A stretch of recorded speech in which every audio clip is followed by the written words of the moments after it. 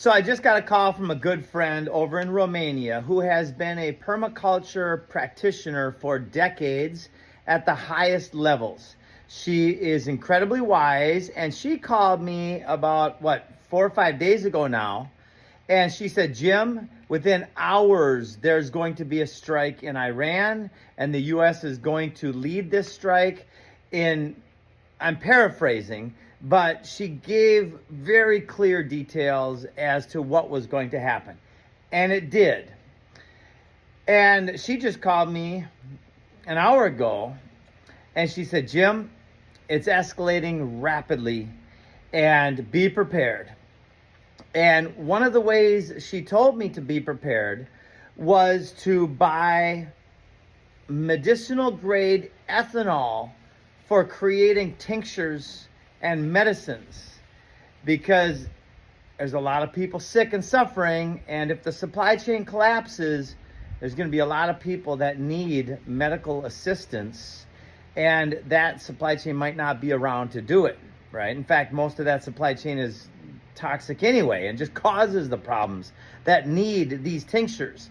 So I'm sharing that with you.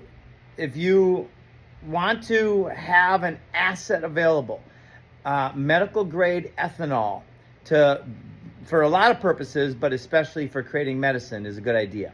And then a lot of people who I'm in these amazing groups with amazing strategists and thought leaders and people that are fully aware of what's going on.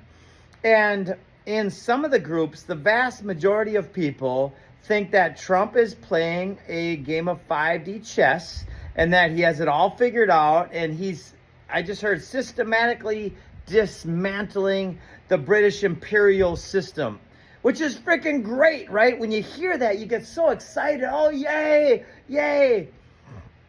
There's one problem with that narrative, and it's an easily solved problem. So this message is to you, Donald Trump. Do all that. But until you also very publicly support local self-reliant communities, and if you did this one thing, it would change the world more than any other one thing that you're doing.